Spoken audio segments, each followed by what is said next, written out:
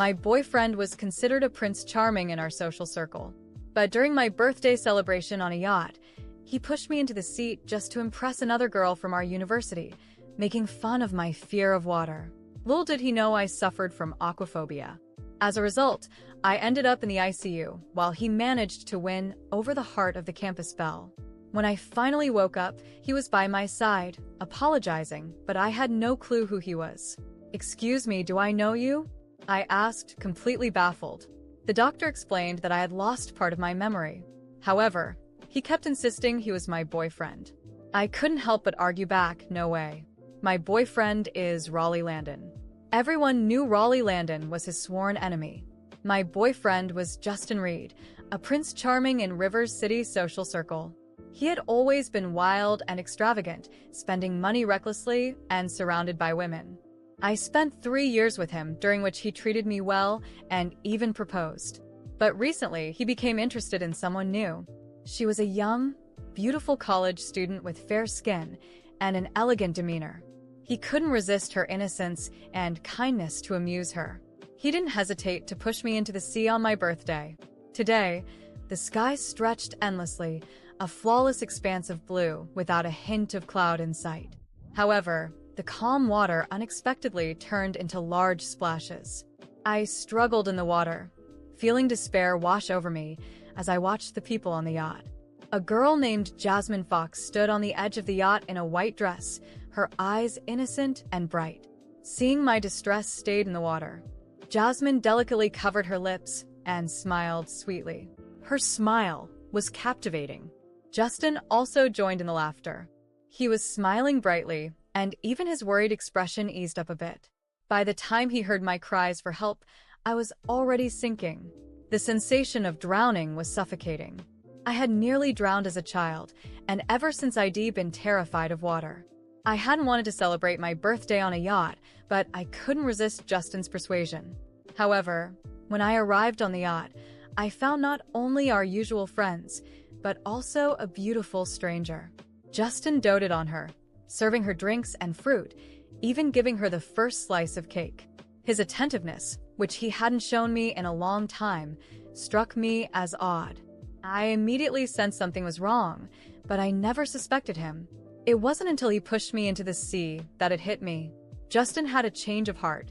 He watched me slowly sinking leisurely, lifting his sunglasses onto his forehead, squinting as he looked at me, struggling in the water, and began to mock. "Stella, are you really that helpless in the water? Quit pretending. Just come up already. Jasmine finds you entertaining enough. No need to keep up the act." The mocking laughter was grating. "Justin, it seems like she really can't swim." Someone yelled out after sensing something was amiss and swiftly tossed a lifeboat to me. But by then my body was already sinking. "Save her, Stella."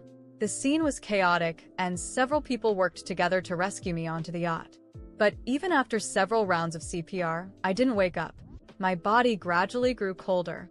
Justin started to panic, hurriedly taking me to the hospital and rushing me into the emergency room.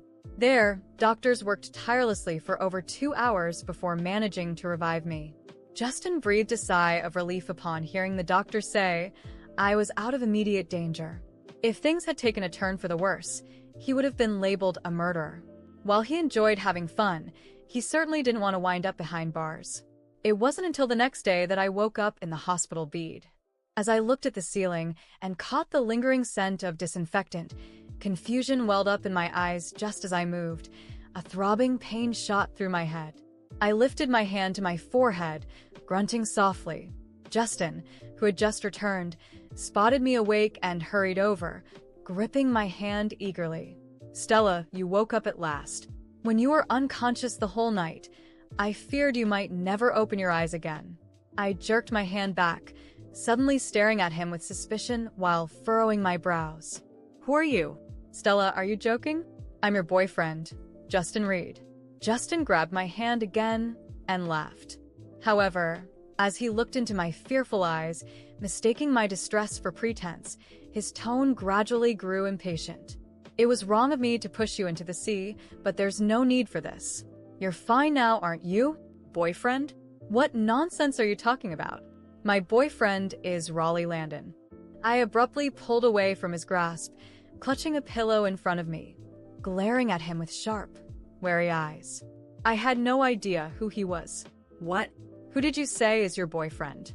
Justin's eyes bulged with anger, and he slammed his fist on the bedside table. Raleigh was his archenemy. Ever since childhood, he had consistently been defeated by Raleigh, nurturing a profound hatred for him that he couldn't even articulate. As I looked around the empty hospital room, then at Justin, who was approaching with growing fury, I shouted anxiously, "Don't touch me. I don't know you." My outcry summoned the doctor, seeing how resistant I was to Justin. The nurse escorted him out of the room to wait at the door. The doctor conducted a series of examinations on me, asking many questions. Afterward, he advised me to rest. Justin stood by the door for a while, calming down. As soon as the doctor left, he rushed forward and interrogated. "Doctor, what's wrong with my girlfriend? Why doesn't she recognize me? And how could she claim another man as her boyfriend? She might have experienced some trauma causing memory loss. She might recover after some time, but don't stress her during this period," the doctor instructed. Justin was in disbelief. How could she just forget about him? As soon as the doctor left, Justin barged into the room. He pushed me down onto the bed, his face menacing as he demanded, "All I did was push you into the sea. Do you really have to pretend to have amnesia?" Hearing the commotion, several nurses rushed in, pulling him away. "What kind of boyfriend are you? Don't go in there to upset her. Otherwise, she might never recognize you." The nurse peered through the tiny window on the door and saw me curled up on the hospital bed. She then turned to warn Justin. Justin paid no heed. He wanted to see how long I could keep up the act. Not long after my parents arrived at the hospital, Justin feared the truth about him pushing me into the sea would come out. So he didn't even tell them I was in the hospital. While the Reed family had considerable influence in River City, the Wright family's power was not to be underestimated. Additionally, the Reed Group still relied on my father's investment, and I served as the chief architect for the company. Justin needed my family's resources and my expertise. Mr. and Mrs. Wright? Just look at Stella. She's putting on quite the act. Pretending not to recognize me, she even grabbed my arm just now. Justin complained to my parents, wearing a smile. My parents were shocked. They hurried to my bedside, pointing at themselves. "Stella, do you recognize us?" They were afraid I might have forgotten them. "Dad, Mom, what nonsense are you talking about? How could I not recognize you?" I laughed at their nervous expressions. They breathed a sigh of relief. Pale and tired face. They felt sorry for me. They caressed my face tenderly and inquired, "Stella, the doctor mentioned you almost drowned. They worked hard to revive you all night. Aren't you afraid of water? What were you doing at the seaside?" However, when I saw Justin coming in, I screamed and hid behind my parents. "Dad, Mom. This person is crazy. Don't let him touch me. Did he say he's my boyfriend? But my boyfriend is Raleigh." I tightly held my mom's hand with a determined look. Upon hearing this, my parents' expressions froze for a moment. They took out their phones and proceeded to show me the photos one at a time, asking for my input. It became evident that I had simply forgotten about Justin and only recognized Raleigh. Jasmine, however, didn't seem to care at all. On the day I was discharged from the hospital, he went to invite Jasmine to dinner. He repeatedly asked Jasmine out, and she finally agreed to go out with him. This time, without any hesitation, he immediately drove to pick her up. His luxurious car attracted a lot of attention at Jasmine's school. Upon getting into the car, Jasmine cast a brief glance at Justin, maintaining her pure and angelic demeanor. She then softly asked, "Is your girlfriend all right? What could happen to her?" "She's lucky to be alive," Justin replied with a hint of flattery. During the whole afternoon, Justin took Jasmine to several luxury stores and spent hundreds of thousands. Finally, he took her to the most expensive restaurant for a candlelit dinner.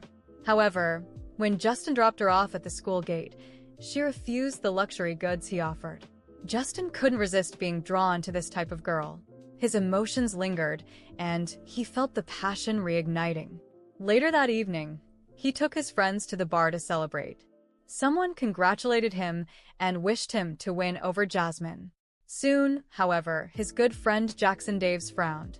"Justin, aren't you about to marry Stella? Isn't this unfair to her? Moreover, she had just been discharged from the hospital. Shouldn't you be accompanying her?"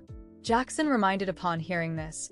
Justin raised his eyebrows lightly, chuckled, and said indifferently, "When else should a guy have some fun, if not before marriage? Besides, I've been restraining myself for 3 years. It's not often I can find someone so compatible. So let me enjoy this, all right?" His tone was very casual.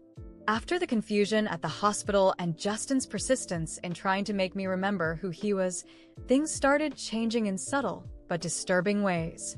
Although I couldn't comprehend how someone could be so cruel as to push me into the sea, I knew there was something darker behind his actions. The feeling of insecurity consumed me, especially when I recalled the way he now looked at me, full of anger and frustration. Even though my parents tried to reassure me, there was something they didn't know, something I couldn't figure out myself. That night, after everyone left and I was finally alone in the hospital room, I started having flashes of memory. Small, disjointed scenes from moments I couldn't understand. A heated argument between Justin and a man I didn't recognize. A black car parked in front of my house for several nights in a row. Justin on the phone, talking to someone about a deal that seemed to involve him much more deeply than I could have imagined. These memories came in fragments, but I knew there was something being kept from me. And it wasn't just the betrayal with Jasmine or the push into the sea. There was a deeper conspiracy unfolding, something Justin was desperately trying to keep hidden. A few days later, when I was discharged from the hospital, my house felt different.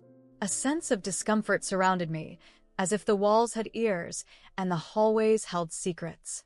My parents were concerned about my condition, and while they tried to be attentive, there was an undeniable tension in the air that I couldn't ignore.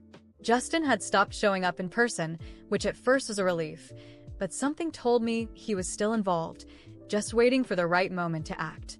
A week after my return, I received an anonymous message on my phone. The screen glowed in the darkness of my room, and the message simply said, "You don't know the truth. Find Raleigh."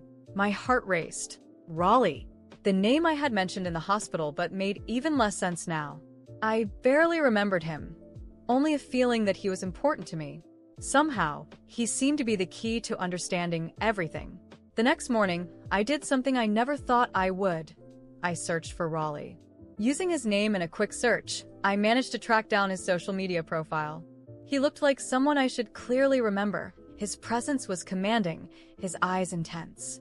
I didn't know how to reach out, but something inside me pushed me to send a short, direct message. "We need to talk. It's urgent."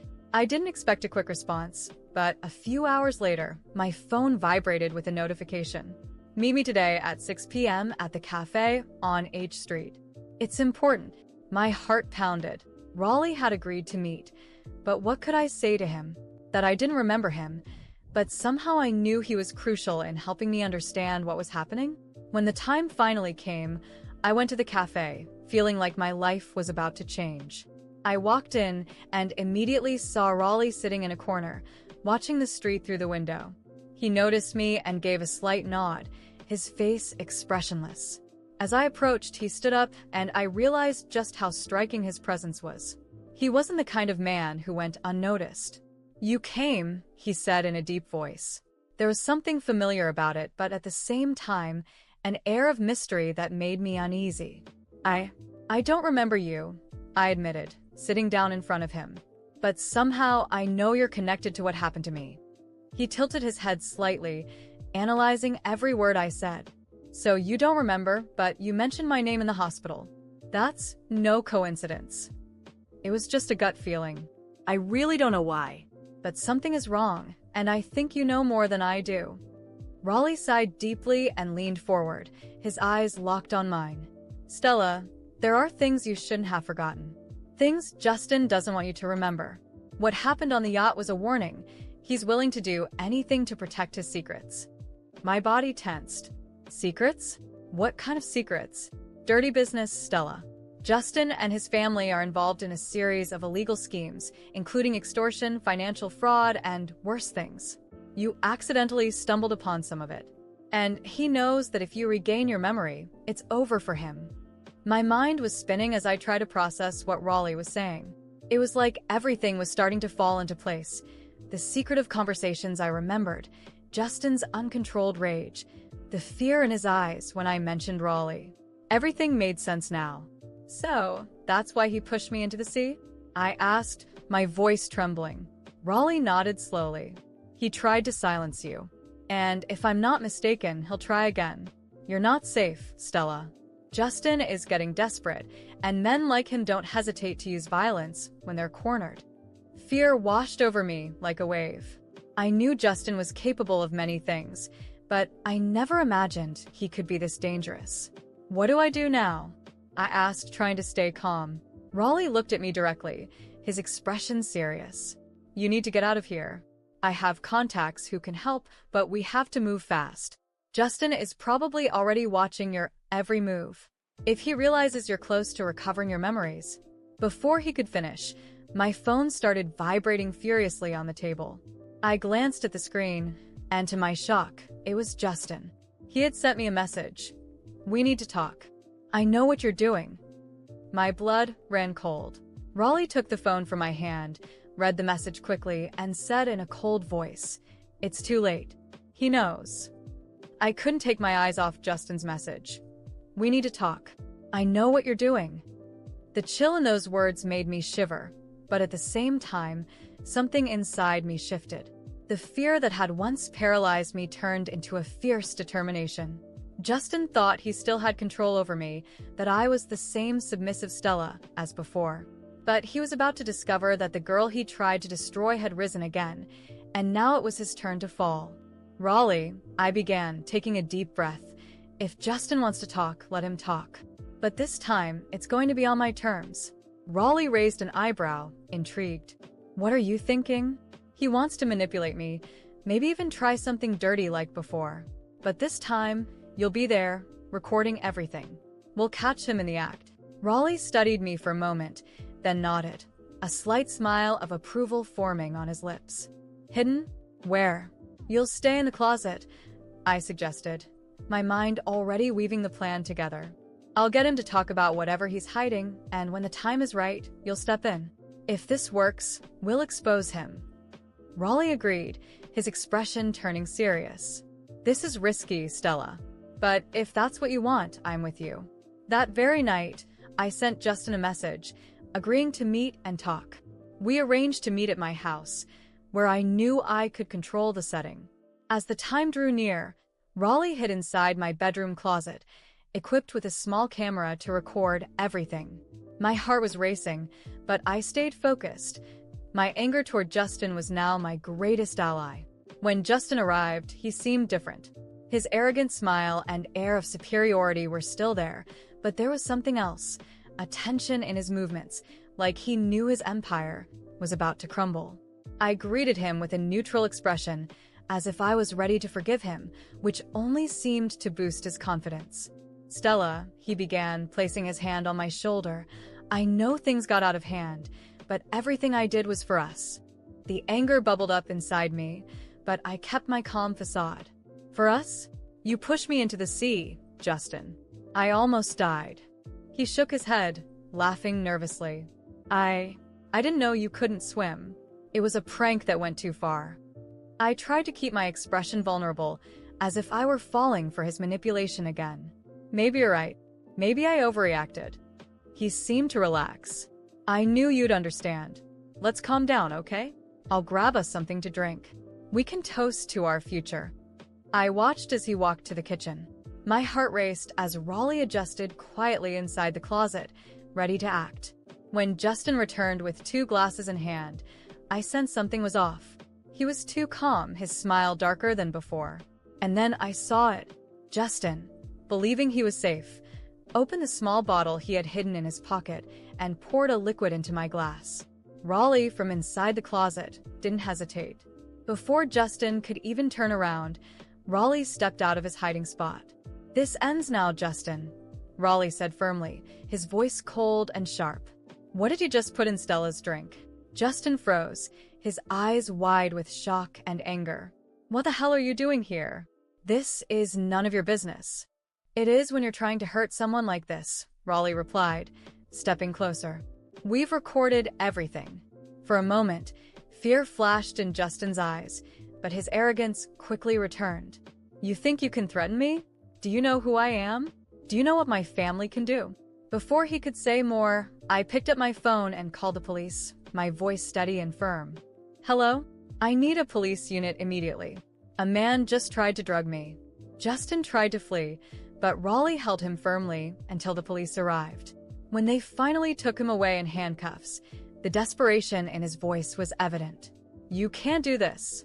My family will destroy you. You'll regret this. As I watched him being taken away, everything came flooding back. I remembered the schemes, the shady conversations I overheard Justin having, the illicit deals involving his family, financial fraud, money laundering, extortion. Every piece of the puzzle clicked into place. Raleigh looked at me, concerned. Are you okay? I nodded. I remember everything now, Raleigh. All of it. Justin's dirty schemes and his family's crimes. I'm going to report them. And that's exactly what I did. With all the information and evidence Raleigh and I gathered, I took the case to the authorities. The investigation moved quickly, and soon, not only Justin but his entire family were in custody. Financial fraud, bribery, extortion, everything was uncovered, and the Reed family empire crumbled. As I watched the news of their arrests on TV, I felt a mix of relief and power. They had tried to destroy me, but now they were the ones falling. And for the first time in a long time, I felt like I had finally taken control of my life again.